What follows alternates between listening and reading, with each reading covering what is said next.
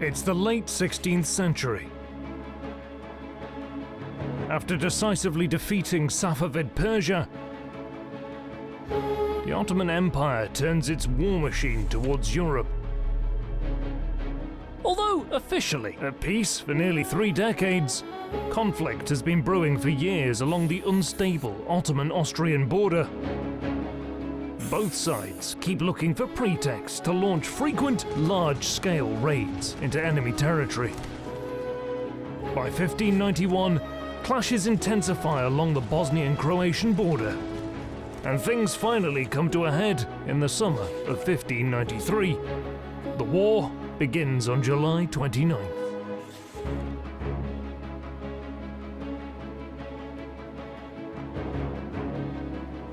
Although officially it was the Ottomans who declared war against Austria, both empires are in fact itching for a fight to extend their control over the Trans-Danubian and Carpathian regions. Numerous military operations mark the first years of the war, mainly for control over crucial fortresses along the Danube, with Ottomans maintaining firm dominance on the strategic level, poised to attack Vienna from the western Trans-Danubian sector that they firmly control. But the old Austrian capital is spared when the attack is postponed because of the death of Sultan Murad III and the ascension of Mehmed III to the throne. Another setback for the Ottomans is the unstable situation in the Carpathians, created by harsh economic pressures imposed by the central government. Namely, because of expensive wars with Persia and Austria, the Ottoman Empire needs vast sums to maintain its dominance in the Middle East and Europe. In addition, its army needs modernizing to keep pace with European powers. But because of the collapse of the Timar system, the expensive modernization has to be financed from the palace coffers. Consequently, the Ottomans impose heavy taxes in many parts of the empire, including the Carpathian principalities. For much of the 16th century, Wallachia and Moldavia, although nominally autonomous, are in reality oppressed Ottoman provinces. Their voivodes serve as mere tax officials for the Sultan. In the Ottoman legal system, such vassal states were referred to as tax farms. However, this higher taxation isn't felt as hard in Transylvania. In the 16th century, it is the richest and most urbanized of the 3 principalities with a thriving manufacturing sector. Strategically, it is in the outer reaches of the empire, protected by the Carpathian Mountains and many fortified cities. Transylvanian voivodes traditionally use this strategic position to bargain for lower taxes and better terms overall. In contrast, Wallachia and Moldavia are less developed. Their weaker economies are mainly structured around agriculture and cattle breeding. Furthermore, in exchange for being allowed to rule as vassals of the Sultan, their voivodes agree to tear down existing stone fortifications and are forbidden from building new ones, leaving their countries exposed to the Ottomans, who occupy fortified positions along the Danube, from where they can exert control over the 2 principalities, impose much heavier taxes, and launch frequent, devastating Akinji raids. What's worse, Turkish populations begin settling in Wallachian territory, building communities and mosques, thereby violating the Treaty of Nicopolis that prohibits this by the vassal status of Wallachia. Powerless to resist, Wallachian and Moldavian nobility in turn oppresses their own people throughout the 16th century as they try to appease the Sultan, lest they be replaced by a pretender more capable of meeting the higher taxation quotas. Economies of the 2 Danubian principalities are further strained as they are obliged to sell grain, cattle, and other produce to the Ottoman Empire at below market prices. And even this exploitation is overextended because of long and expensive wars, as well as the ongoing modernization of the army. Motivated by these harsh conditions, the 3 princes, Sigismund Báthory, Aaron the Tyrant, and Mihai the Brave, join the Holy League. And they promise each other to revolt on the same day, November the 13th, 1594. Of the three princes, Mihai will soon come to the fore as a military leader. Born on January 15, 1558, Mihai is the son of the former voivode of Wallachia, Petrashko the Good, and Theodora Cantacuzino. On his father's side, he traces his roots back to Vlad Dracul, the father of Vlad the Impaler, who, in turn, is Mihai's great-great-great-uncle. And through his grandmother, he is the great-great-grandson of Stefan the Great of Moldavia. On his mother's side, he belongs to the Byzantine Cantacuzino family. The prestigious family claims descendancy from the Byzantine Emperor John VI Cantacuzinus. Little is known about Mihai's upbringing, but in his 20s, he became one of the wealthiest people in Wallachian history, holding vast estates in Oltenia, personally owning more than 200 villages. He marries a wealthy Oltenian widow with whom he has one, possibly two sons, and a daughter. By the age of 35, he rises to political prominence, occupying several honourable positions in the state before eventually becoming the Ban of Craiova in 1593. Fearing Mihai's growing power, Prince Alexander III forces him to swear in front of other boyars that he is not of princely descent. By publicly humiliating Mihai like this, Alexander hopes to remove him as a potential rival to the throne. This, however, does not settle the issue. Mihai borrows from Turkish moneylenders in Wallachia and flees the country, fearing assassination. He travels to Constantinople, where he uses his political connections, but more importantly, his Cantacuzino ancestry, to secure even larger loans and persuade the Sultan to back him in his bid to the Wallachian throne. But Mihai has no intention of paying off his debts. Upon returning, he uses the borrowed money to gain support from the boyars and is elected Prince of Wallachia on October 11, 1593. Confronted with harsh terms imposed by the Ottomans, he makes a clean break with the past. Intent on taking Wallachia in a new direction, he will make a series of controversial decisions, for which he will be remembered as a heroic leader by some and as a treacherous tyrant by others. He replaces high-ranking officials with loyal supporters, mainly from his power base in Oltenia. And, after nearly 70 years of princes and boyars who were compliant towards the Ottomans, Mihai's Wallachia will fight for its independence. The Holy League promises to support the Wallachian revolt, knowing that it could open a second front against the Ottomans. So, with his position at home consolidated and the alliances in place, Mihai decides it's time to act. Pretending he wishes to settle financial debts, he invites Turkish creditors and, in an act of clear provocation, massacres them together with their large escort of soldiers. With around 8,000 troops at his disposal, Mihai then personally leads a swift attack on the key Danube crossing at Giurgiu. The town is taken and plundered, but the siege of the island fortress guarding the river crossing fails, as troops, ammunition and provisions are sent from the Ottoman side. Mihai returns to Bucharest after learning from his spies that a conspiracy against him is launched by adherents to the Turks, accompanied by a contingent of troops. He sets up an ambush for them, capturing and executing all of the conspirators. Determined to prevent similar future inroads into Wallachia, Mihai marches east, intent on clearing bridges and Ottoman garrisons on either side of the Danube. He successfully besieges important Ottoman fortifications and raids numerous towns and villages in the lower Danube area, leaving utter destruction in his wake, before returning back across the river. Further upstream, Mihai defeats the Ottomans again and takes the fortified town of Silistra, before reducing it to ashes, along with the surrounding countryside. Destruction of important border fortifications in quick succession causes great concern in Constantinople. The Sultan dispatches an army from the south under Mustafa Pasha and redirects a strong Tatar contingent from the Hungarian front to enter Wallachia from the west. The Tatars advance quickly toward the reported position of the Wallachian army. Little do they know that Mihai received word of their movement. He he secretly sends a small force west to set up an ambush while maintaining an appearance that his entire army is encamped just north of Giorgio. Expecting to encounter Mihai further east, the Tartars fall straight into a trap while marching in a loose formation, losing nearly half of their troops. Mihai subsequently intercepts them and wipes out their army, preventing them from linking up with Ottoman forces approaching from the south.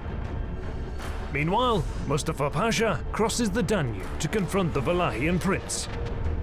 Aware of the enemy's numerical superiority, Mihai reacts quickly. Just 4 days after defeating the Tartars, he leads a daring night attack into the Ottoman camp and routs Mustafa's army, forcing them into a disorganized retreat. He defeats the Ottomans in a pitched battle, killing General Mustafa. Mihai then embarks on a campaign of pillage and destruction. Wallachian troops show no mercy, storming several fortified cities, leaving countless towns and villages in ruins, with the civilian population suffering the most. Another Ottoman general, Hasan Pasha, takes over Mustafa's retreating army and attaches it to his own contingent. Mihai gives battle and completely destroys Hasan's army, killing the Ottoman general, along with the Crimean Khan's son that was accompanying him. Mihai then retreats back to Wallachia with a vast plunder. He comes to the aid of Aron the Tyrant in attacking Brela, Kilia, and other Ottoman positions.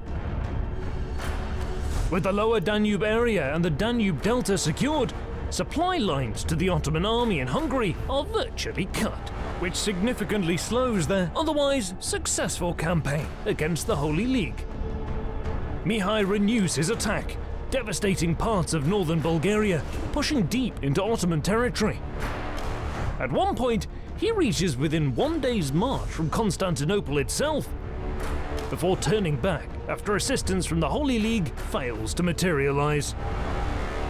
Many in the Ottoman capital begin referring to Mihai as king and even emperor, spreading rumors that he might take the capital at any moment. In order to tackle possible dissent, Ottoman authorities in Constantinople respond by expelling any non-Muslims who lived in the city for less than 5 years. Mihai's fame spreads across the continent. Many warriors, sellswords and mercenary companies flock to join him. Ottoman scholar Selanik Mustafa writes of the Great Destruction.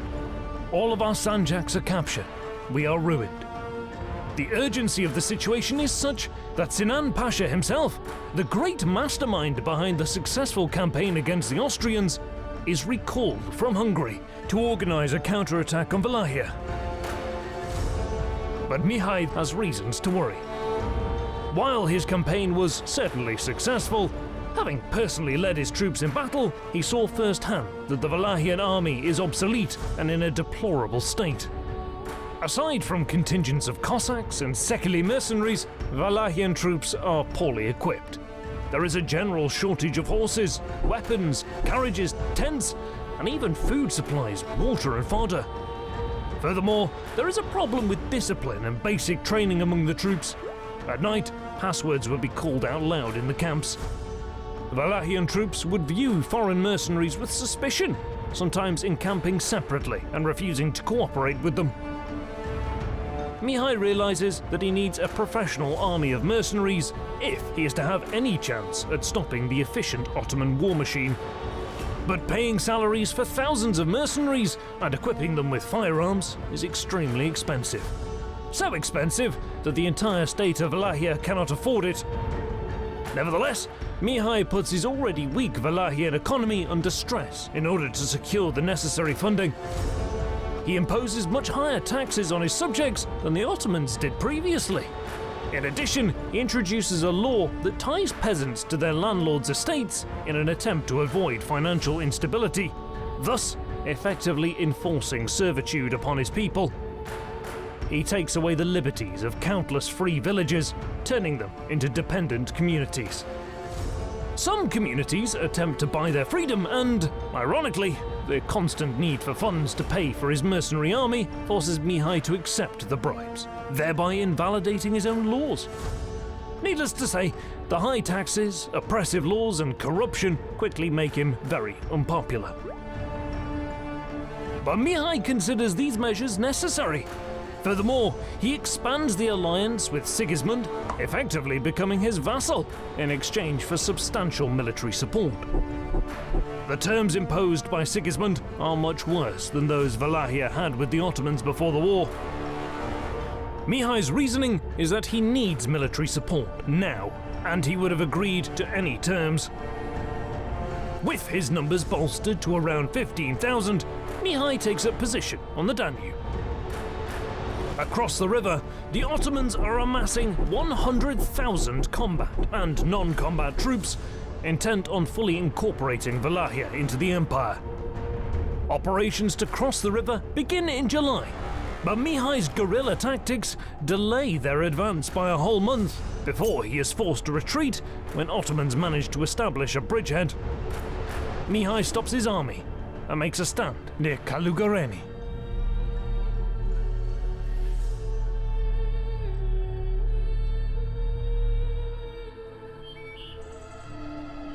It's early morning.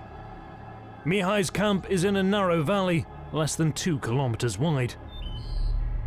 Hills and thick forests surround the Wallachian position on 2 sides. Numerous streams flow down into the Nyajlov River, forming a largely impassable swamp. A single road goes across a bridge through the swamp, connecting Giurgiu and Bucharest.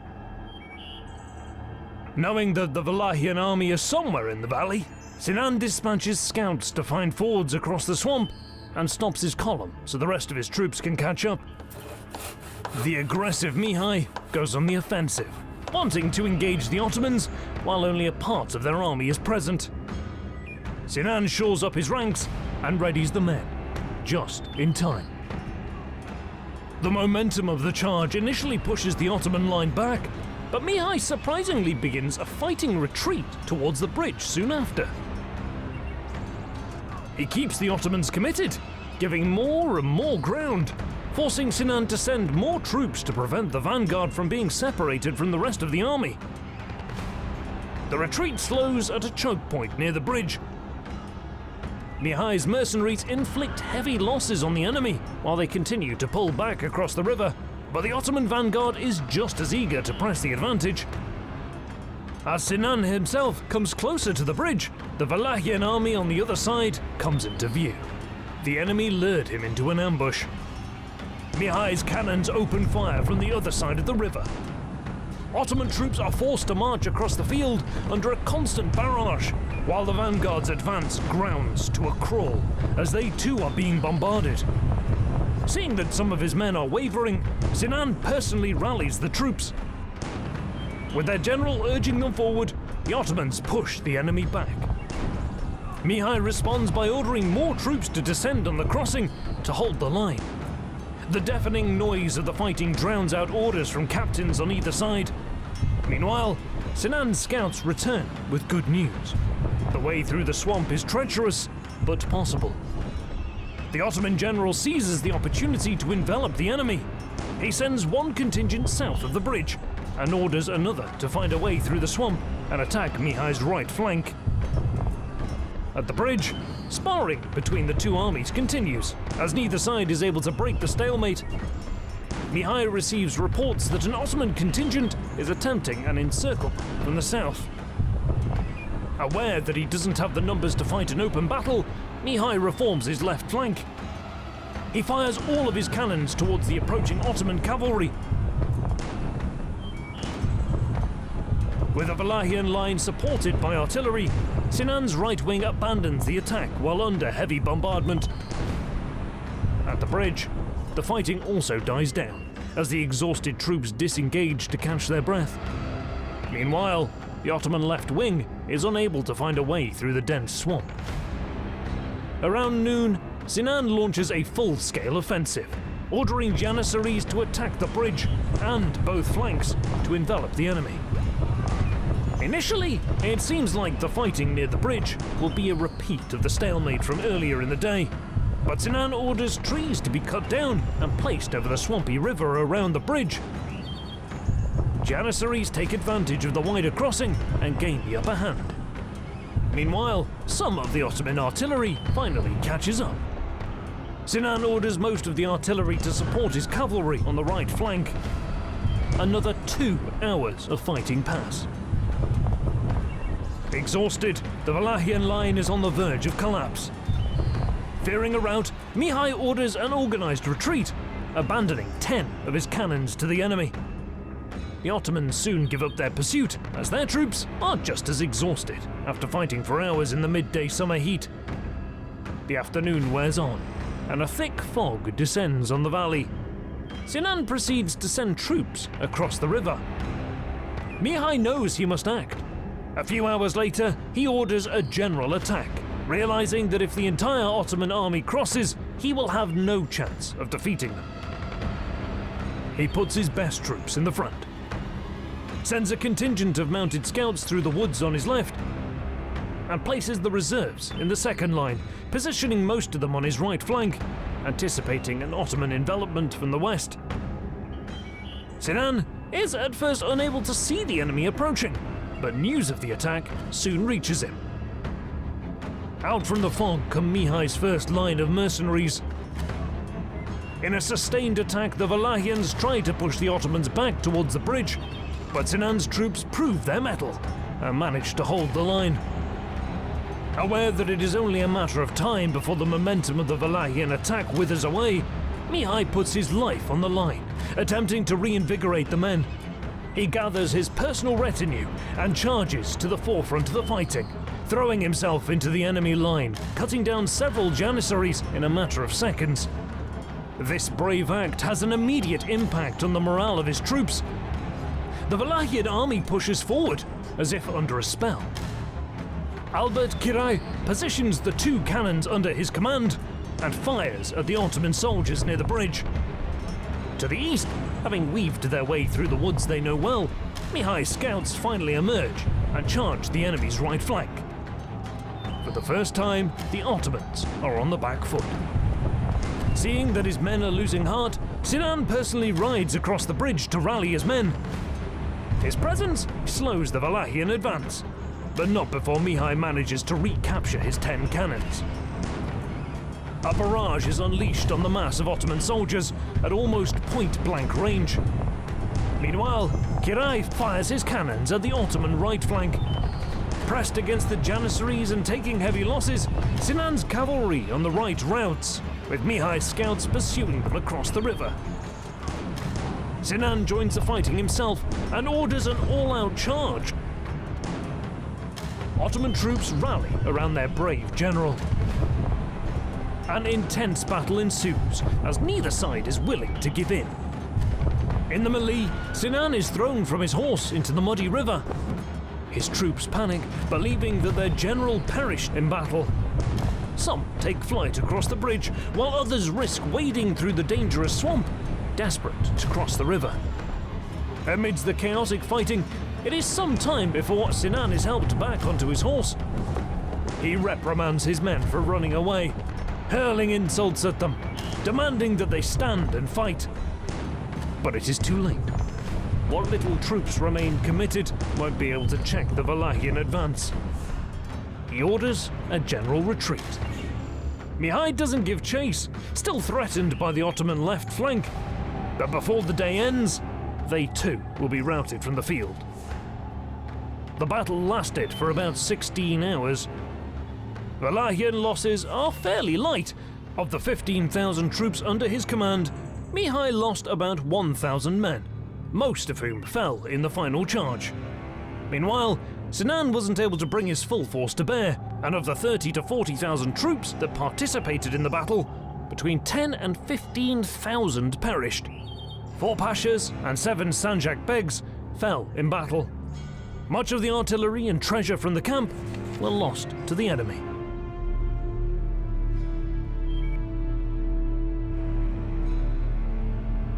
But Mihai didn't enjoy his victory for long. Vastly outnumbered, he realizes that he cannot continue a full-scale war against the Ottomans. And, on the very night after the battle, he retreats north into the mountains, where he waits for reinforcements from Sigismund and the Holy League. Meanwhile, Sinan marches further into Valahia. He occupies Bucharest, Târgoviște, and other major cities, and begins instating the full apparatus of the Ottoman administration, preparing Wallachia for annexation into the empire. But the story doesn't end here.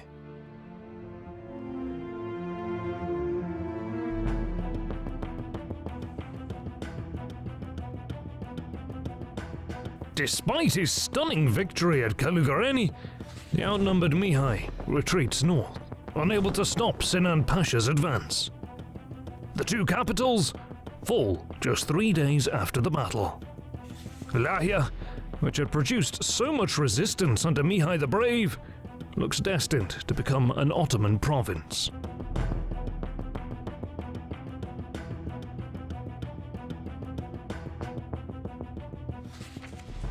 During centuries of Ottoman domination, Wallachia continued its existence as a political entity through careful management of relations with Constantinople.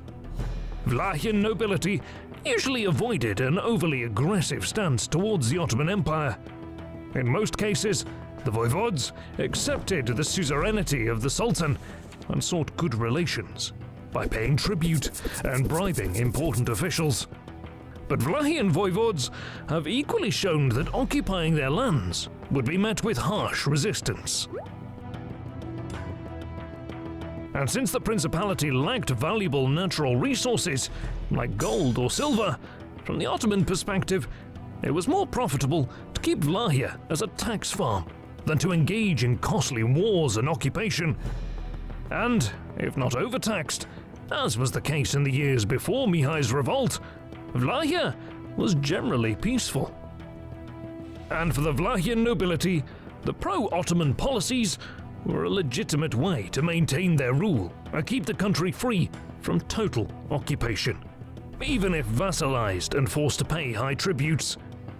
But over the centuries, some Wallachian voivodes broke these norms and aggressively sought independence for their people. Mihai was one of them. The Wallachian revolt he led caused a significant disruption to Ottoman lines of communication along the Danube for their main theatre of war against the Holy League in Hungary. As a result, Constantinople moved to dismantle and annex Wallachia in order to fully secure the logistically vital Danube line. Unaffected by the tactical defeat at Kalugăreni, the Ottomans were able to replace their losses and start incorporating Wallachia into the empire. The initial military takeover is swift, as nearly all towns have neither castles nor stone walls. By late August, Ottoman officials are already put in charge over large parts of the country.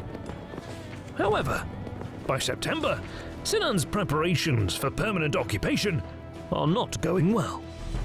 The Akinji raiders are plundering and ravaging the country, leading to fierce local resistance and widespread instability. Wallachian rebels clash and defeat several groups of Akinji forces, most notable of which is the massacre of 5,000 raiders near Buzău. Despite these setbacks, it is only a matter of time before the Ottomans have Wallachia firmly in their grip. Having retreated to the Bran Pass, Mihai knows that he needs a second victory to inflict enough losses on the Ottomans if he is to discourage further attacks on Wallachia and maybe seek a political compromise. But in the weeks following the Battle of Kalugăreni, many Wallachian peasants leave his army to defend their homes from Akinji attacks. This significantly weakens his ranks.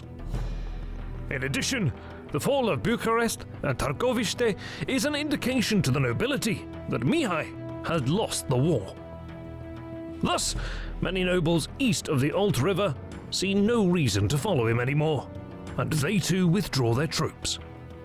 However, he still enjoys significant support from the nobility in Oltenia, his power base. To make matters worse, despite being immensely wealthy, bankrolling so many mercenaries depleted his funds, and he finds it increasingly difficult to pay for their services. Some leave his army to look for employment elsewhere, but others stay, as finding well-paid employment in the region isn't that easy. because the market is flooded with cheap manpower after the destruction of the countryside and the abandonment of many towns, as well as the ending of the harvest season, left many looking for work. As a result of all these factors, Mihai's army is down to 8,000 men, and the Transylvanian reinforcements can't come soon enough. However, while Vlahia is being pillaged, Sigismund decides to get married before marching south. By forcing Mihai to wait until his wedding is over, Sigismund, perhaps, wants to show who's in charge. But by October, the Transylvanian voivode finally arrives with his army. Help also comes from Moldavia. Stephen Razafan, a highly competent military leader and voivode who is very popular among his men, arrives with his contingent. The three voivodes waste no time. Their combined army numbers around 32,000 men and 100 cannons. It is agreed that Mihai devise a plan for a swift advance, aiming to attack Sinan's position before he can fully organize his army. At this time, Sinan has up to 40,000 combat troops at his disposal, while the rest are dispersed across Vlahia. Armies of the three voivodes advance on Târgoviște. With 40 cannons, the Ottoman garrison offers stiff resistance.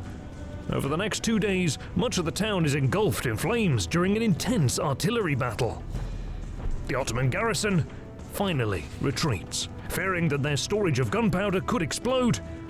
But most are eventually killed in the burning city or taken prisoner. All 40 cannons, as well as many supplies and weapons, are taken by the advancing army. Ottoman soldiers that managed to escape report back to Bucharest. Upon learning of the approaching army, Sinan decides to retreat south across the Danube and regroup. Not wanting to leave anything for the advancing enemy, the Ottomans sack and burn Bucharest and blow up the wooden fortifications. He reasons that it would be risky to go against an army of that size, which includes a very strong contingent of heavy cavalry, professional infantry armed with arquebuses and pistols, and nearly 150 artillery pieces. The retreating column is hastily organized. Sinan places himself in the front, along with his advisors, high-ranking officers, and the most valuable troops. The center of the column is rather mixed, while the Akinjis, who are usually fast and agile-moving, form the rear due to being weighed down by plunder and slowed by thousands of slaves that they captured over the past several weeks of raiding.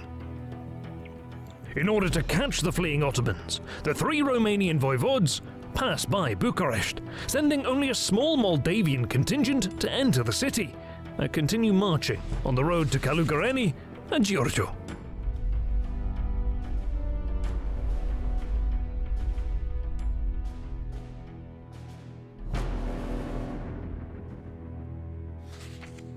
The two armies finally sight each other.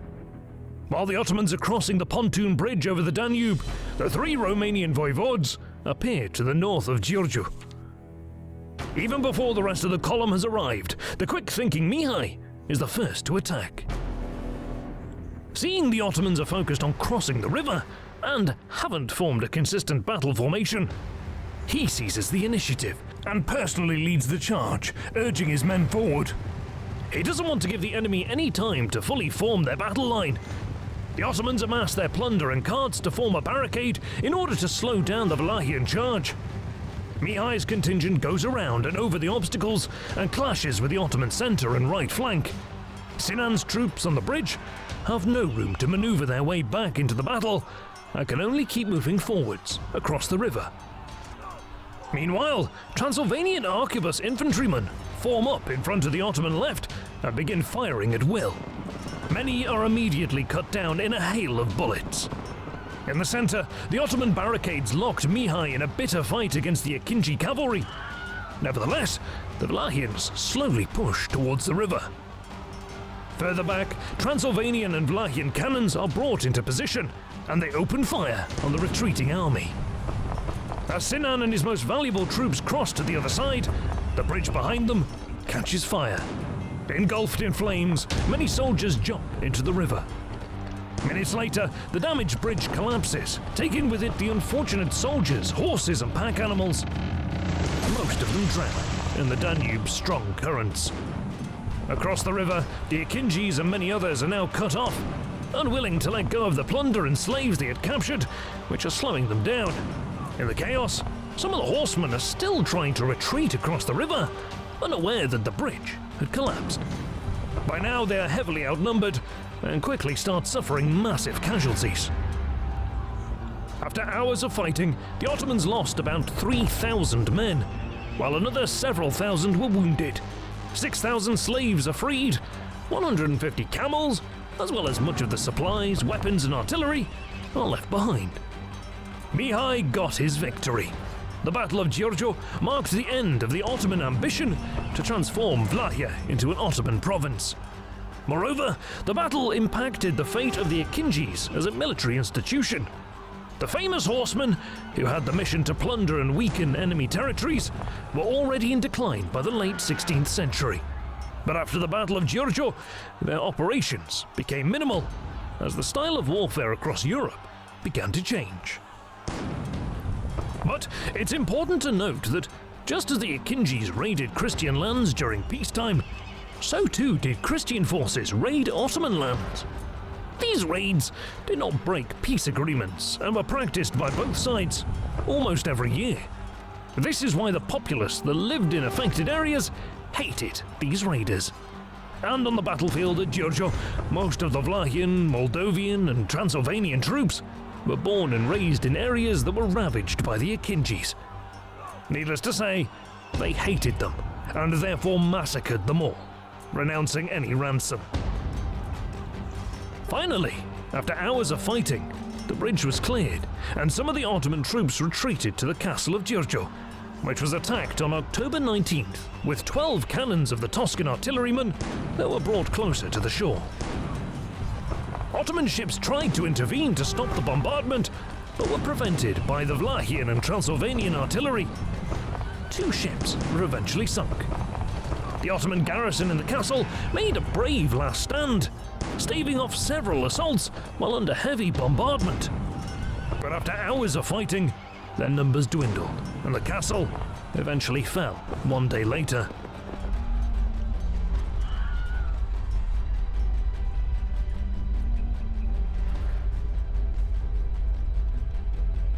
After the battle, Sinan began planning a general invasion of Vlachia to massacre and displace the population as punishment for their resistance. From a military standpoint, this was a reasonable and effective measure, which was successfully implemented in other problematic regions as well. But Sinan never got the chance to execute his plans. His retreat from Vlachia was regarded as shameful. The man who had masterminded so many victories in Hungary against the Holy League was stripped of his position as Grand Vizier. Across the Danube, Sigismund fulfilled his duty of providing support to Mihai and retreated to Transylvania to avoid keeping his army in the field when the snow falls, as mercenaries and vassals demanded more payment during the winter. Razvan returned to Moldavia, but during his absence, Polish noblemen brought the pro-Ottoman pretender Jeremiah Avila to the throne. Razvan fought to regain the throne, but was defeated. With Jeremiah recognized by the Sultan, Mihai became threatened by a potential Moldavian military intervention. Conflict seemed inevitable, and the war with the Ottomans also continued. But Vlachia was mostly in ruins. Many peasants fled, leaving some areas depopulated. Towns suffered massive damage. This made the collection of taxes very difficult, which further worsened Mihai's financial situation. In order to start rebuilding the economy, the fortress of Brela was attacked and conquered. As one of the most important ports on the Danube, Brela immediately alleviated some of Mihai's financial problems, thanks to the highly valuable commercial taxation. In addition, by controlling Brela, Mihai gained a strategically important position against Moldavia. He could attack and then retreat to the fortress, while Moldavia had no fortresses in the south of the country. All of them were dismantled on the orders of the Sultan. Ottomans responded by sending Tatar raiders into Vlachia to attack Târgoviște. Although they had the element of surprise, the Tatars only had a narrow corridor to go through, and their movement was easy to predict. Mihai intercepted and destroyed their army. Meanwhile, another operation was launched in the west to take the fortress of Vidin, while Mihai marched south to conquer the fortress of Nicopolis. During spring, Mihai had to dismiss many of his mercenaries, as he couldn't pay them due to a lack of taxes and insufficient plunder, and he began relying on Serbian and Bulgarian haiduks to bolster his ranks. Operations across all of northern Bulgaria continued throughout the summer of 1596, causing massive economic damage. Another Tatar army was ordered to pass through Vlachia and join the Ottoman army in Hungary. The Tatars sacked Buzău, Gherghita and Bucharest, but were defeated and chased over the Danube into Dobruja. Meanwhile, Mehmed III dealt a massive defeat to a combined Austrian and Transylvanian army in the Battle of Mezőkeresztes.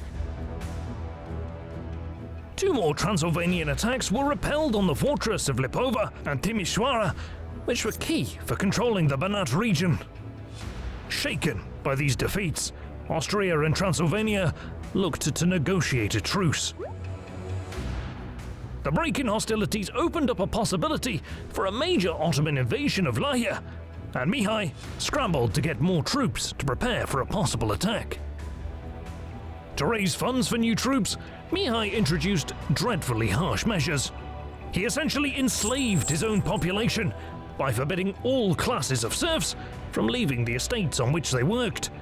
This gave the boyars immense power over the serfs that worked their land, and they imposed taxes higher than ever on the peasants in order to make the high payments to the voivode. These measures may have been a pragmatic way to defend Vlachia, but they squeezed the life out of the country's poorest people. And although Mihai's reputation was high because of his spectacular victories against the Ottomans, these measures diminished his popularity among his people.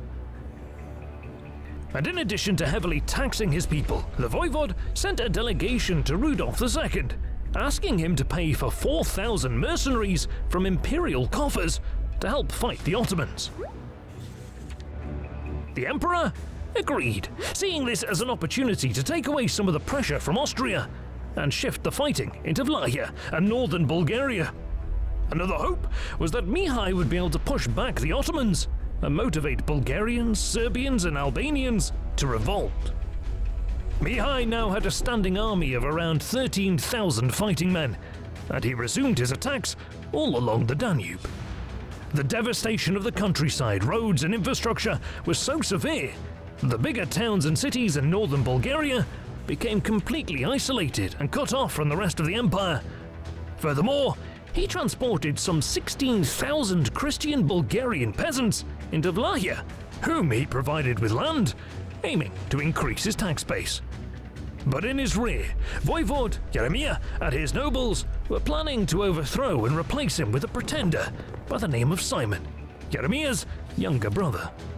To make matters worse, Sigismund abdicated the Transylvanian throne due to many internal and external problems. Mihai made another proposition to Rudolf II, the unification of Transylvania and Vlachia under Mihai's rule, in order to continue the war against the Ottomans with the help of Transylvania's resources. Rudolf refused and began planning to seize Transylvania for himself. Surrounded on all sides, Mihai was forced to seek peace with the Ottomans. He took advantage of his successes on the battlefield and the mass destruction he caused in Bulgaria to gain favorable terms. He kept the fortresses on the Danube and was recognized by the Sultan as the ruler of Vlachia. The Vlachian voivode was now free to deal with his Christian enemies in order to secure his country.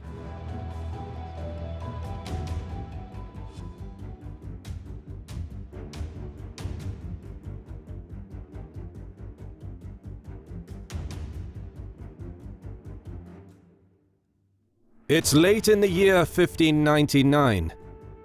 Having signed a peace treaty with the Ottoman Empire, Mihai gained control of all fortifications on the Wallachian side of the Danube and was recognized by the Sultan as Voivode of Wallachia. But despite these favorable peace terms that secured Mihai's southern border, trouble was brewing in the north. The scheming rulers of Transylvania and Moldavia were plotting to overthrow the Wallachian voivode. It was then that Mihai laid out his political plan of unifying the three principalities under his rule.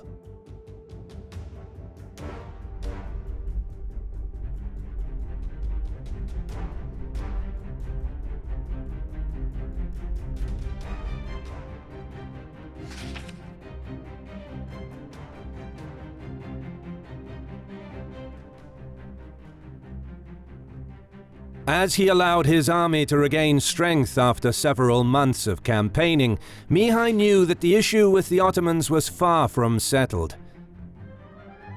However, the peace treaty allowed him enough time to address a growing problem to the north.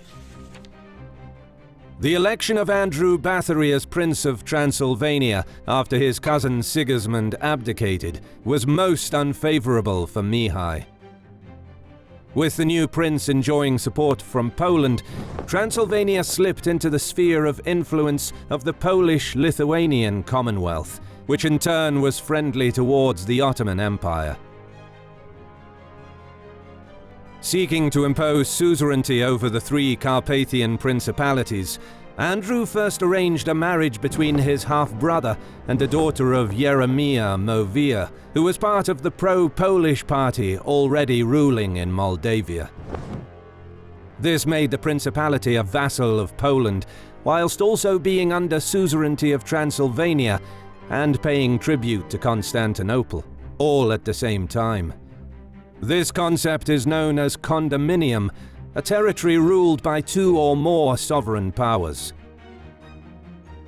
After securing Moldavia, Andrew then entered negotiations with the Ottoman Empire, asking for the confirmation of his hereditary rule and suzerainty over Wallachia, and began plotting to install a pretender, Jeremiah's younger brother Simeon Movia, on the Wallachian throne. The Ottomans supported this policy, deeming Mihai a dangerous opponent. If he were removed from power, it would be much easier for the Sultan to put a new pro-Ottoman voivode on the throne as a political puppet, who would again pay tribute and return all fortifications along the Danube to the Ottomans. Mihai now found himself surrounded by rulers who viewed him as a dangerous political obstacle, and it was in their political and economic interest to replace him. To offset an invasion from Transylvania and Moldavia that was certainly coming, the wily Wallachian voivode cunningly swore fealty to Andrew, which gave him time to make preparations of his own. A host of 13,000 troops was ordered to gather at Târgoviște, including 4,000 experienced mercenaries and haiduks, mostly Serbians, Bulgarians, and Albanians. Mihai then turned to Vienna to negotiate the much-needed political backing from Rudolf II, which gave his plan to invade Transylvania considerable legitimacy. The Holy Roman Emperor hadn't acknowledged Andrew's rule, and it was in his interest to help the Wallachian voivode's invasion, seeing it as a chance to regain suzerainty over Transylvania for the House of Habsburg. In the east, Mihai created the Banat of Buzău and Brăila, and assigned a band to keep an eye and react to any activity on the Moldavian border. Then, during the first week of October, a messenger came from Transylvania, presenting a highly provocative and insolent ultimatum. By the power of his overlordship over Wallachia, Andrew Bathory ordered Mihai to take his entire family and leave the country. The Wallachian voivode simply sent the messenger on his way without a reply. There would be war. Before the messenger could return to Andrew, Mihai already set off with his army from Târgoviște. In order to secure his back, the Wallachian voivode bribed Ottoman officials in Constantinople and moved through the Buzău Pass over the mountains. In choosing this route, he hoped to convince the Szekelys to join him against Andrew Bathory, who had stripped them of their old privileges. Declaring that he is attacking Transylvania on behalf of Rudolf II, and with the promise to have their freedoms restored, several thousand Szekely troops and a contingent of artillery came to Mihai's banner. Further military aid came from the Transylvanian Saxons, and reinforcements arrived from Oltenia, Mihai's power base. His army, now numbering around 20,000 men, marched towards the fortified city of Sibiu. The city was a highly important strategic point from where the rest of Transylvania could be controlled. To protect it from falling into Wallachian hands, Andrew drew up in front of the city walls an army around 16,000 strong and waited for Mihai.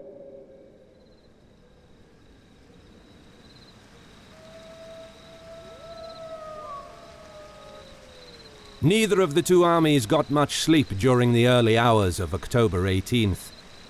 The rain turned and stirred up ground in both camps into a sticky quagmire, and the howling cold mountain wind swept down across the flat plain. But finally, some hours after daybreak, the miserable weather cleared and the ground hardened under the warm morning sun, as the two armies arrayed opposite each other just south of Sibiu, near the village of Shelimbar. Out from the Transylvanian ranks rode out a figure with the papal standard above him. It was a diplomat by the name of Malaspina. On the behest of Andrew Bathory, he tried to exert his authority as a papal representative to convince Mihai to retreat. But the Wallachian voivode refused. Incredibly, despite facing the Wallachian army across the field, Andrew was still confident he could negotiate Mihai's abdication and impose himself as the ruler of Wallachia. He only really took Mihai's military preparations seriously when Malaspina came back with a negative answer. At around 9 o'clock in the morning, the battle began with an intense exchange of artillery fire.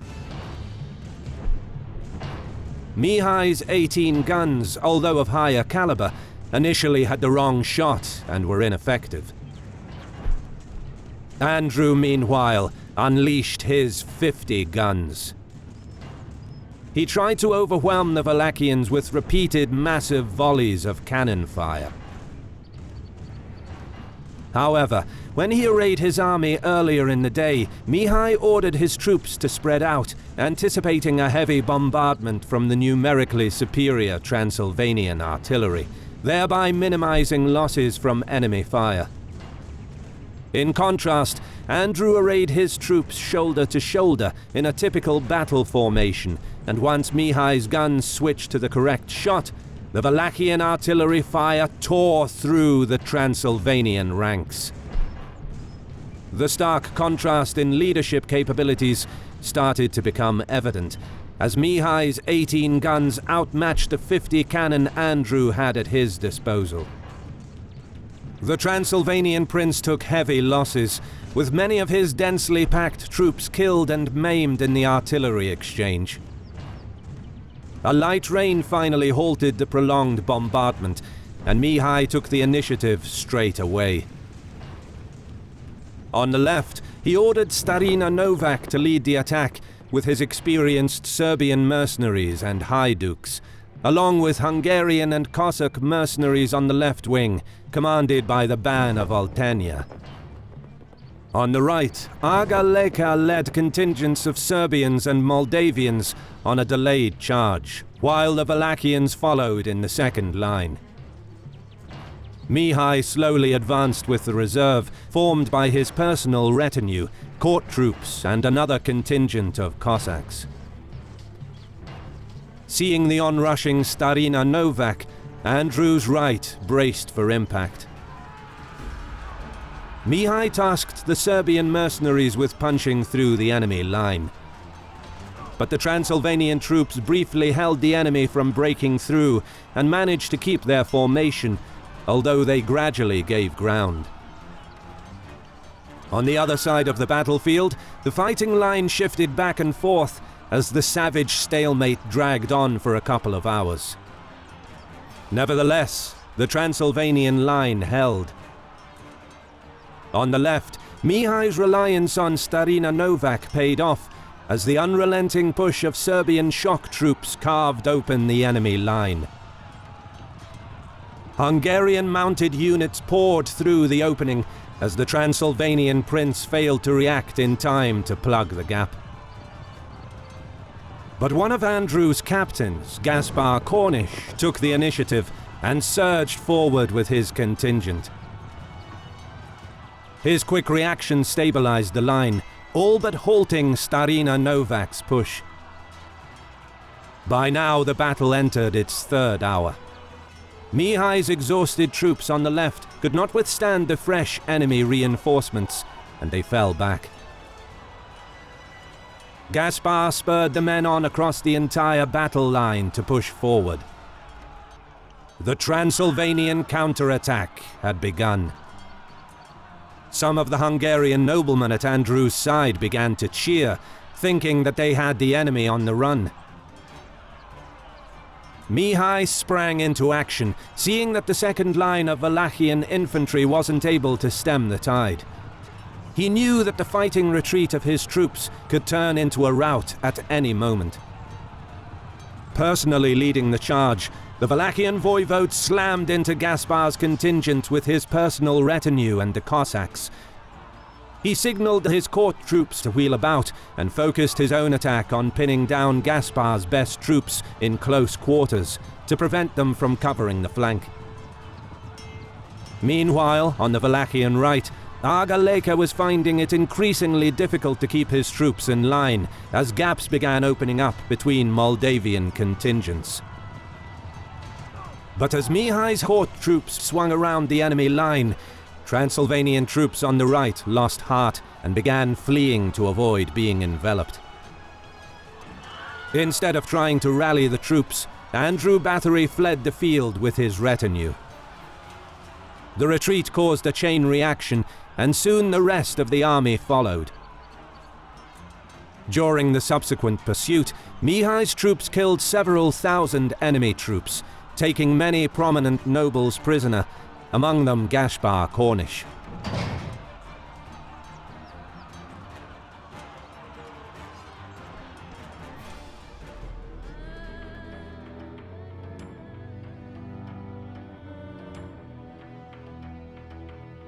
News of the defeat quickly reached the Transylvanian capital. The nobility met to decide their next course of action, and when Mihai triumphantly entered the city a few days later, they elected the Wallachian voivode as the Prince of Transylvania. 2 days later, the new ruler assembled the Transylvanian Diet, demanding that the estates swear loyalty to Emperor Rudolf, then to himself and to his son. He now began calling himself King of Transylvania and Wallachia.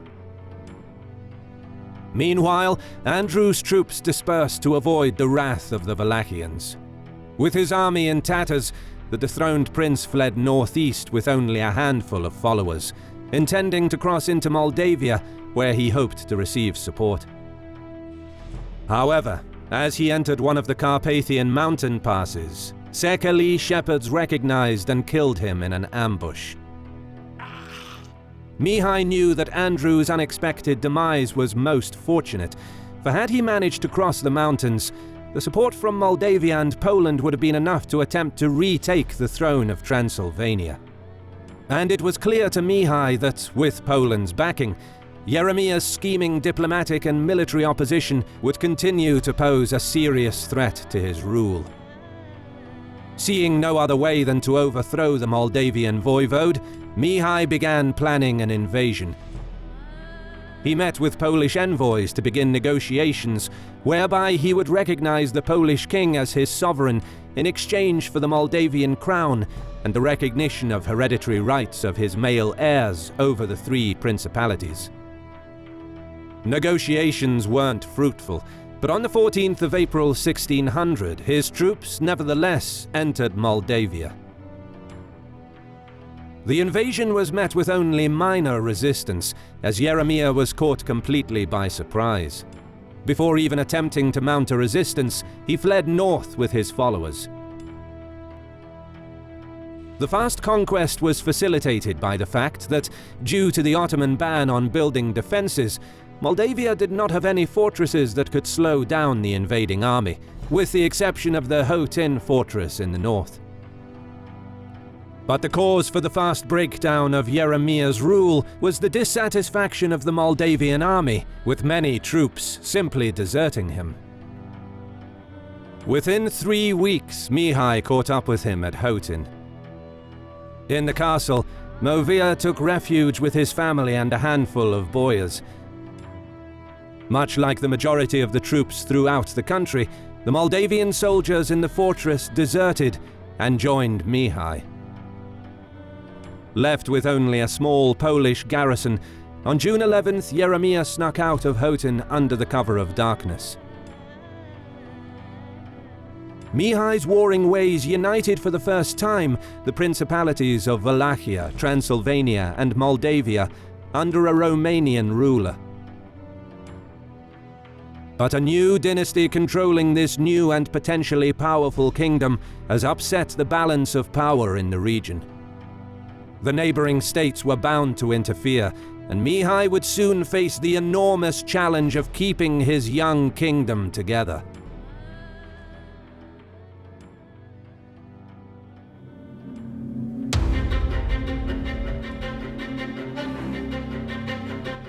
It's a warm September morning. The town of Miroslav is abuzz as Mihai's soldiers haggle and barter for provisions at the local market.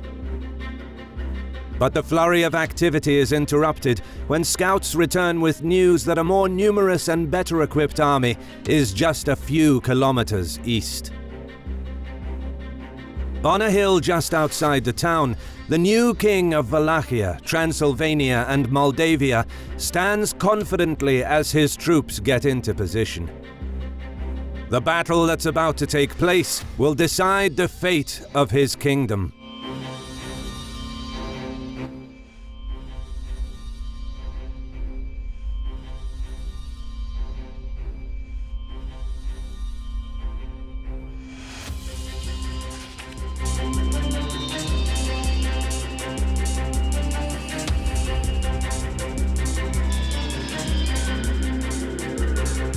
By first securing Wallachia's safety against the Ottomans, and then incorporating Transylvania and Moldavia into his new kingdom, Mihai proved he was a quick-thinking general who mastered all of the basics of 16th century warfare.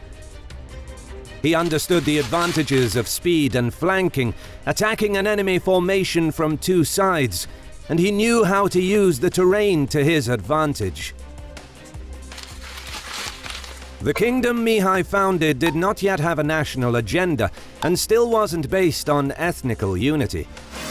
Rather, by unifying Wallachia, Transylvania, and Moldavia, it is likely that he wanted to establish a new Wallachian monarchy with himself as king, and his dynasty, the Wallachian nobility from his power base in Oltenia, and Wallachian Orthodox clerics as the ruling elite. And while it is somewhat unclear what the name of this new kingdom would have been, it is clear that this was a project of Wallachian elites to expand their power over the neighboring principalities. But straight away, Mihai's ambitious plans were met with external and internal threats. Externally, the interests of the three neighboring great powers were damaged by Mihai's unification. The Habsburg monarchy wanted control over Transylvania's resources and rich economy. The Polish-Lithuanian Commonwealth wanted Moldavia as their buffer state.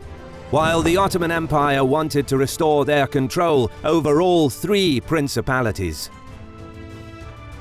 This placed Mihai's kingdom under great threat of foreign intervention, which was amplified by the fact that Wallachia and Moldavia had almost no fortifications or castles, since the Ottomans previously forbade their construction in order to weaken their rulers. In the event of a defeat on the battlefield, there would be no well-fortified cities that could delay an invading army for weeks or even months. Instead, an attacking enemy could quickly penetrate deep into Moldavia and Wallachia in a matter of days.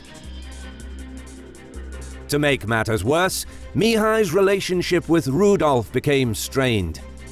Although he acknowledged Habsburg overlordship, Mihai began calling himself king and continued to negotiate his official position in Transylvania. Namely, he wanted direct rule instead of being governor in Rudolf's name, and equally claimed the Partium region as the rightful part of his new kingdom. This damaged Mihai's diplomatic reputation, and seeing that he virtually lost the support of his only major ally, all three great powers quietly began preparing military interventions against his young realm. Internally, Mihai knew that if he could stabilize the country by integrating the elites of Transylvania and Moldavia, the monarchy would have disposed of considerable economic and military resources, and could become a new, powerful player in the region, capable of resisting Austrian, Polish, and Ottoman interventions. But domestically, he faced yet more problems. He partially merged the Wallachian and Transylvanian councils, although the two governments remained separate, as Mihai did not want to disrupt the successful model of Transylvania's system of government.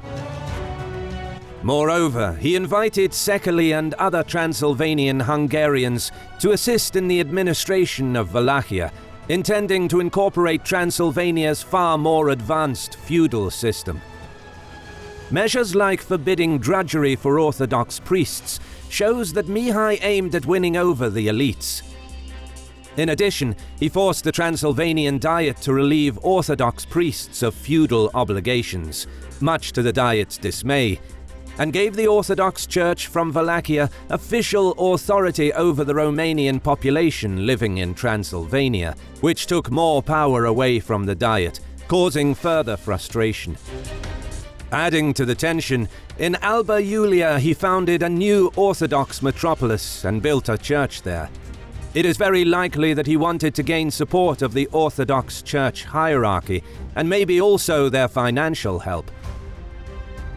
However, he never tried to improve the situation of the Romanian population in Transylvania, which were mostly peasants, many of whom were serfs, as it was fiscally advantageous to continue the present situation in order to help fill the state's coffers.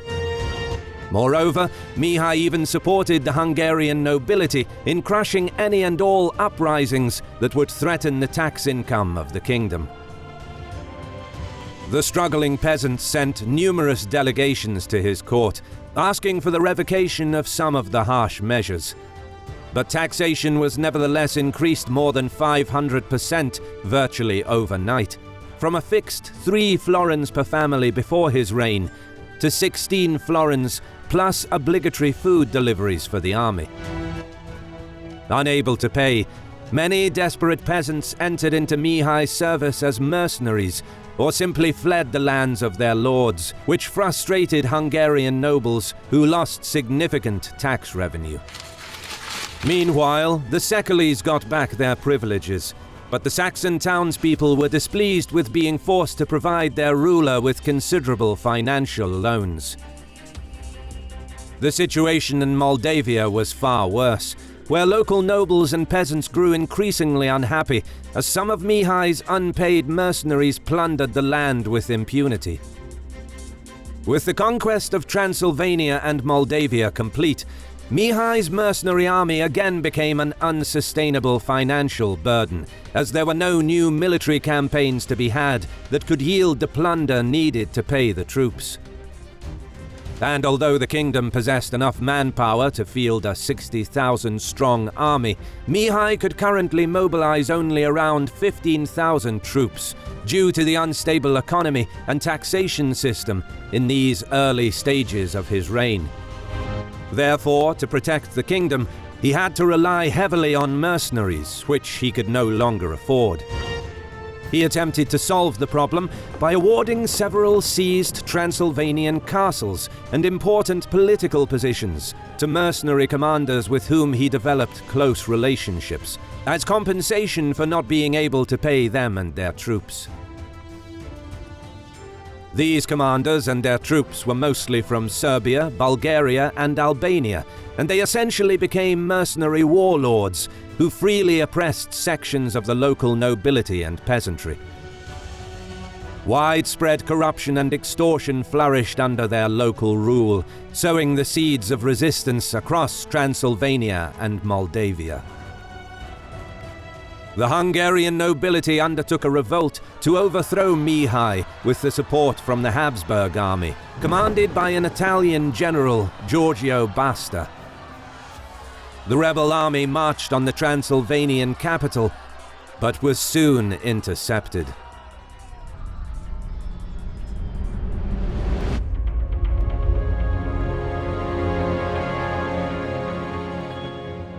Although the political situation in Transylvania deteriorated significantly over the last several months, the nobles retained most of their power and were content to accept Mihai as their ruler. But what sparked the revolt were widespread false rumors that Mihai planned to nullify the status of Transylvanian noblemen and turn their estates over to the Wallachian nobility. Due to these rumors, any negotiations were out of the question, and now Mihai watched as the enemy column entered the valley north of the Mureș River. General Basta led the imperial troops, supported by the Hungarian nobility of Transylvania, as well as Austrian and Saxon troops, Flemish knights, as well as contingents of Walloons, French musketeers, artillery and mercenaries. With around 20,000 troops under his command, Basta had both a substantial numerical advantage and the element of surprise. The sudden and unexpected revolt didn't allow Mihai enough time to assemble his army. Most of his mercenaries were late for the battle, with only Starina Novak appearing with a small portion of his Serbian cavalry, along with a contingent of Cossacks and Sekalis. With only 12,000 troops, and without his best units, Mihai knew that the quality of his troops was inferior to those under Basta's command, and he tried to offset his numerical inferiority by forming a defensive line between the Mureș River and the hills, fortified with ditches and barricades. The Italian general moved into position where his artillery would have range, and he positioned his best cavalry in the second line, planning to unleash them as soon as cannon fire softened the enemy line. Artillery opened the engagement. For a time, the bombardment was equally effective on both sides. But then, Mihai gave the signal, and a thundering roar echoed from the hills above. Basta seemed stunned as enemy cannons rained down on his position. Hungarian troops closest to the hillside and his artillery contingent immediately took heavy losses. The cavalry in the front apparently began wavering, and Basta ordered them to pull back, realizing he would not be able to dislodge the defenders. With victory seemingly within grasp, Mihai charged after the enemy. Subsequently, the rest of Basta's army began retreating. The cavalry slowly began overtaking the infantry, wanting to get out of range of cannon fire. In battles during this period, most of the casualties were inflicted during the pursuit of the fleeing army. Needless to say, Mihai's men went on an extensive pursuit, sensing the weakness of Basta's troops. But after getting well out of range of the Wallachian artillery, Basta abruptly stopped. A flurry of orders and signals were sent out. His cavalry wheeled about, and the infantry took up a defensive formation. What first seemed like a rout turned out to be a feigned retreat. Mihai was in trouble. With his infantry lagging behind, he was caught in the middle of the open valley. The more numerous, better equipped and more experienced enemy cavalry bore down on his flanks, while the Italian led a frontal infantry charge. The cohesion of the Cossacks on the right was quickly broken by the charge of Basta's heavy cavalry, and they began fleeing the field. Mihai stood defiantly in the face of enemy musket fire, but it was not enough to turn the tide, and the collapse of his right flank eventually caused a complete rout. Sekeli soldiers surrendered after being assured that they will be set free. However, Basta would later have them all killed. The defeat was catastrophic. 4,000 of Mihai's troops perished, and he himself escaped on his horse, swimming across the Muresh River. It is not fully clear why such a proven commander fell into the trap of a feigned retreat. Overconfidence is often suggested as the reason why Mihai gambled away his winning position at Miroslav. Another possibility is that, because his kingdom was threatened on all sides, he understood that he needed to inflict as many losses on the enemy and achieve a quick victory in order to deal with threats arising elsewhere. Whatever the case, the fallout of this defeat would soon cause panic within Mihai's regime. But despite being forced to retreat into the mountains, the cunning Wallachian would live to fight another day.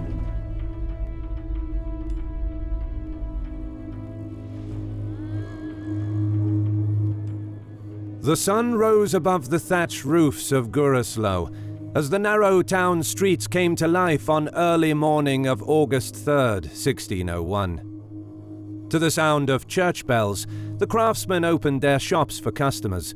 The town crier's public announcements echoed on the town square. The traders called out their wares on the local marketplace, and the main street was awash with the smell of hot sheep's feet and beef ribs coming from the fast food stands. But then, around 9 o'clock, the pleasant morning routine was interrupted. There was little doubt that the thundering noise coming from across the hill was artillery fire.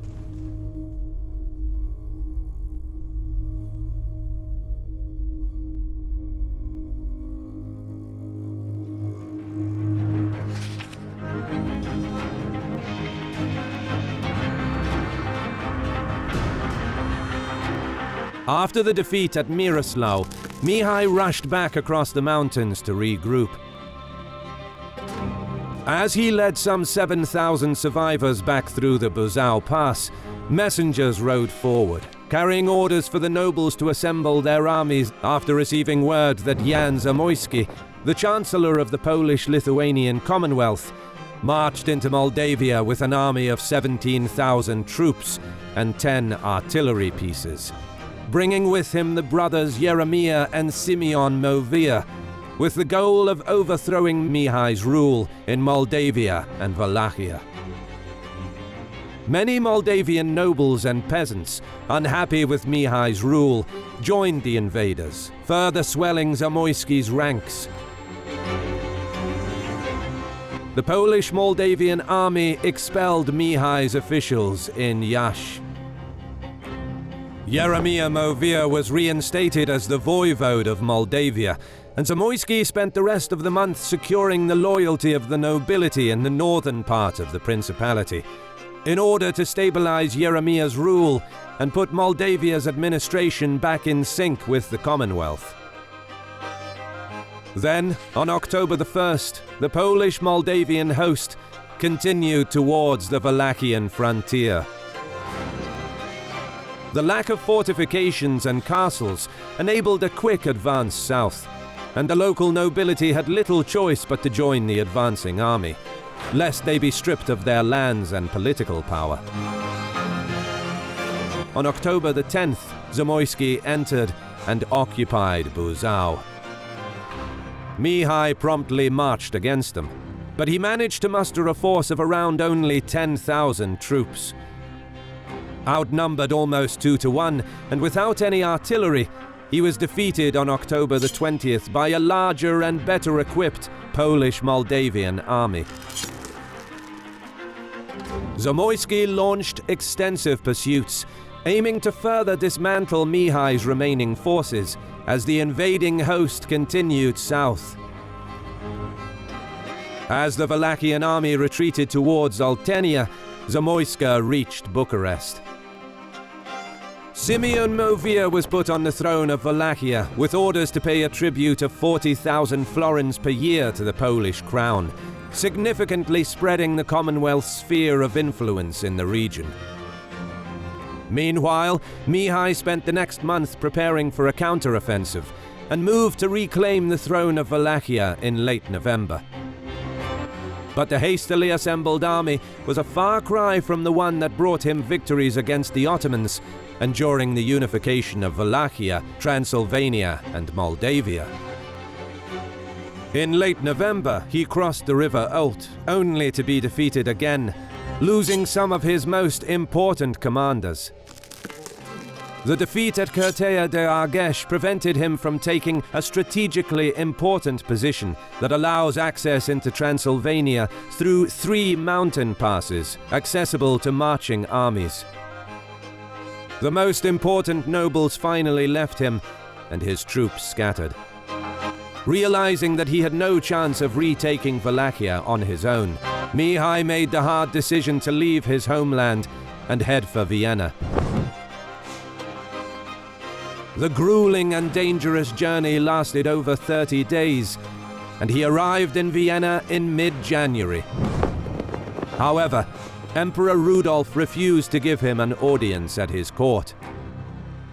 But because of the volatile situation in Transylvania, the emperor was unsure on how to approach the matter. Basta's governorship faced significant difficulties in handling the Transylvanian nobility, and although Rudolf hoped that the situation would stabilize, now he had Mihai as a possible alternative in case the political turmoil escalated. Forced to wait for several weeks, Mihai got his chance when the Transylvanian Diet revolted against Basta, forcing him into exile. The nobleman decided to reinstate Sigismund Bathory, who turned his back on Rudolf and was now loyal to the Polish-Lithuanian Commonwealth, having received from them substantial military support. Mihai's followers were promptly persecuted across Transylvania and severely punished. Starina Novak, one of his most outstanding commanders, was burned alive for nearly 2 hours, and then impaled while still alive. With the situation in Transylvania deteriorating fast, Rudolf reacted. 100,000 florins were provided to Mihai to build a new army, formed by Serbian, Cossack, and Silesian mercenaries, which quickly reached 10,000 troops. Another 10,000-strong army was commanded by Basta. The emperor ordered his 2 commanders to set their differences aside, and the united army marched from Satu Mare into Transylvania. Sigismund, meanwhile, marched to meet them. The size of the prince's army isn't fully known, but according to certain sources it was about 40,000 strong, consisting of Hungarian noblemen, Moldavians, Cossacks, and Polish troops. On August the 3rd, the 2 armies met at the town of Burislav.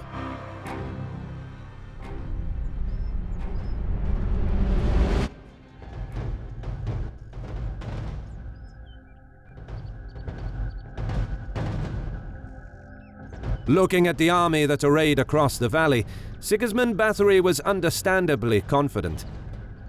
Basta led around 5,000 cavalry and 5,000 infantry, while Mihai commanded 4,000 cavalry and 6,000 infantry. All told, their army of some 20,000, supported by an artillery contingent, seemed no match for the host commanded by the Transylvanian prince. Then, with a wave of a hand, Sigismund ordered his 40,000 troops to advance. Keeping their formation, the infantry and cavalry kept a slow pace, allowing the artillery to get into a firing position. At around 9 o'clock in the morning, the battle started with an artillery duel.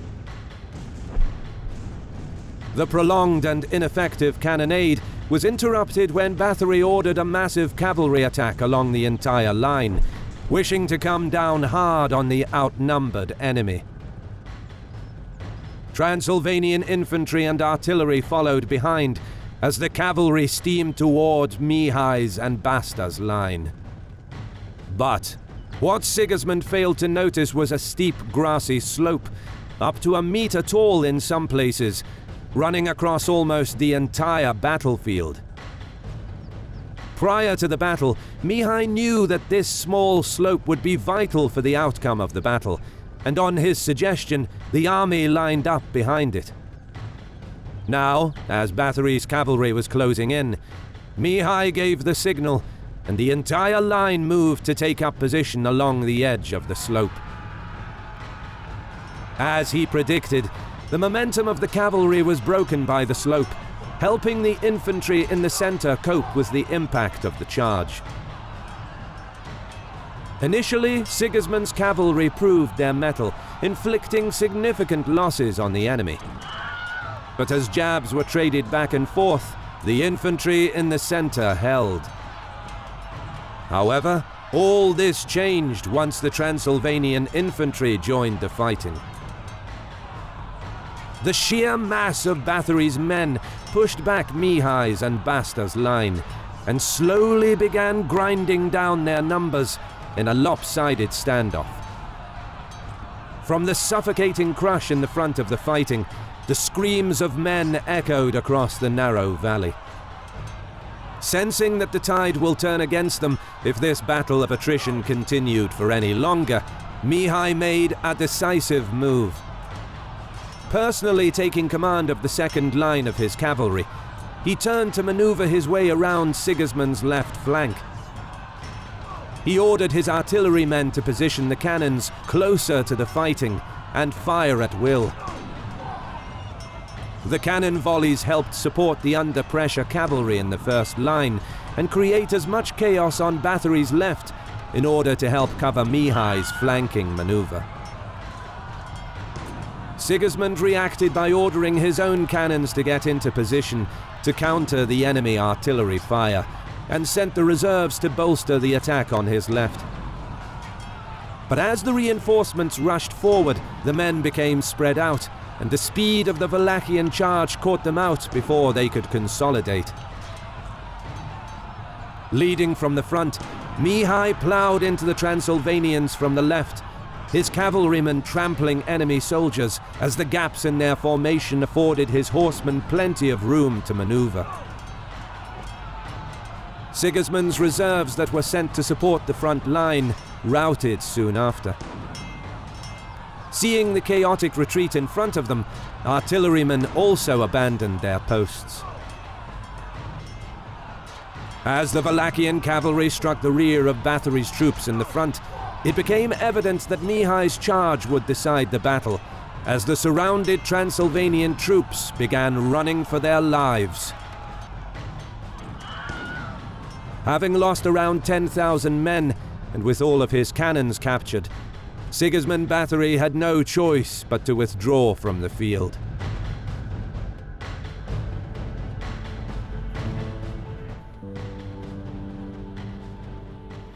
With Sigismund's army scattered, Mihai marched ahead and reached Cluj, where he planted a flag in honor of his captain Starina Novak, who was executed by the Hungarian nobleman.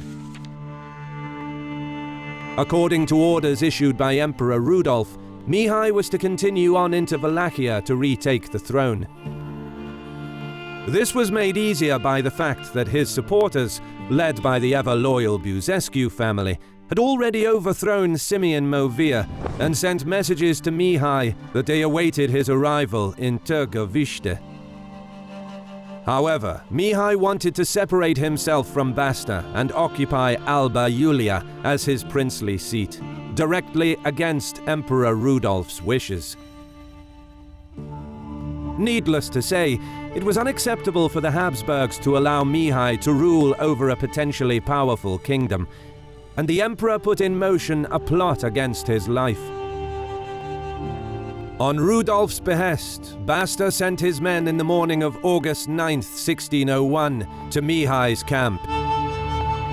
When he tried to defend himself, he was struck down with halberds and his head cut off. His body was left to lay in the field for some time, but his followers managed to bring his head back to Wallachia, to a monastery overlooking the former capital, Târgoviște, from a hill, where it is still today. Mihai's defeat was more a political than a military one. He tried to impose the rule of his Wallachian party in Transylvania and Moldavia over the power structures already established by the local nobility. This caused significant resistance and finally led to his downfall.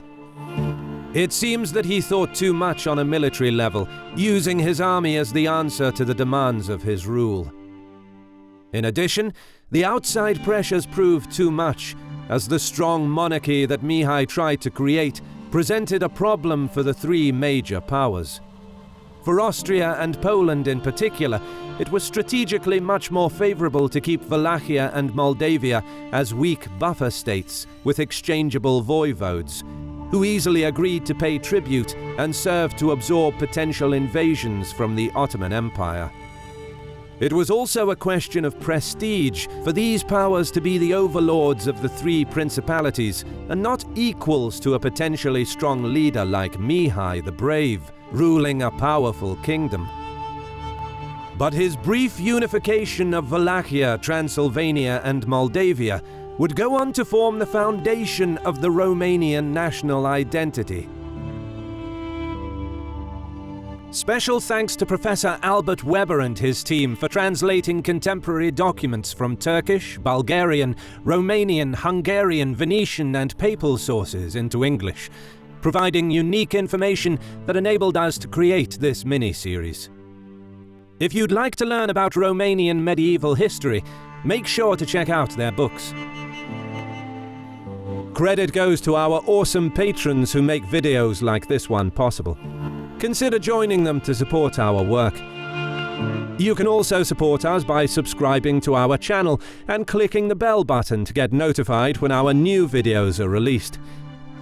And as always, thank you for watching.